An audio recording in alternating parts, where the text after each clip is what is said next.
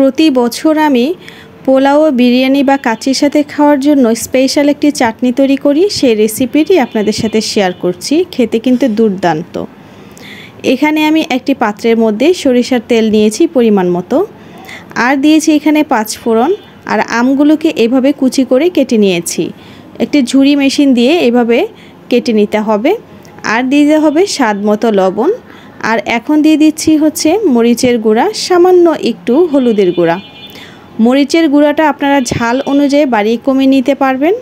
যেহেতু এটা একটা চাটনি, তাই খুব বেশি ঝাল কিন্তু ভালো লাগবে না।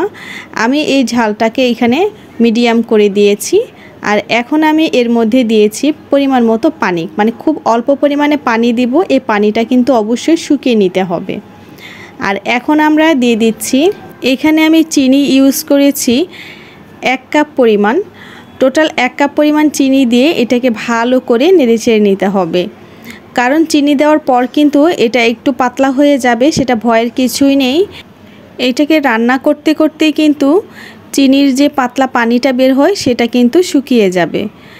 সারা বছর সংরক্ষণ করার জন্য, আচারটা ছত্রাকমুক্ত করার জন্য এখানে নিয়েছি হোয়াইট ভিনেগার। এই হোয়াইট ভিনেগারটা এখানে আমি 3 টেবিল চামচ পরিমাণ দিয়েছি। দিয়ে একটু চুলার ফ্লেমটাকে কমিয়ে ঢাকনা দিয়ে ঢেকে আরও কিছুক্ষণ রান্না করে নেব। এখন আমরা দিয়ে দিয়েছি একটু চটপটা টেস্ট আনার জন্য চাট মশলা আর বিট লবণ।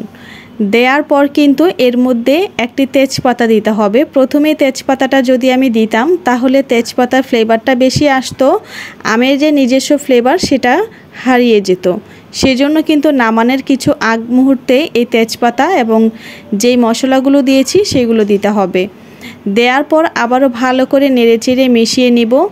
যখন একটি আঠালো টেক্সচার চলে আসবে এবং পানিটা টোটালি শুকিয়ে যাবে, তখন কিন্তু আমাদের আচারটা রেডি হয়ে যাবে। তো দেখুন, আমি কিন্তু এই আচারটাকে ভালো করে পানিটা শুকিয়ে নিয়েছি এবং আঠালো একটা টেক্সচার চলে আসছে। আমার আচার বা চাটনিটা তৈরি হয়ে গিয়েছে। বাসায় অবশ্যই ট্রাই করে জানাবেন, আশা করি আপনাদের কাছে ভালো লাগবে।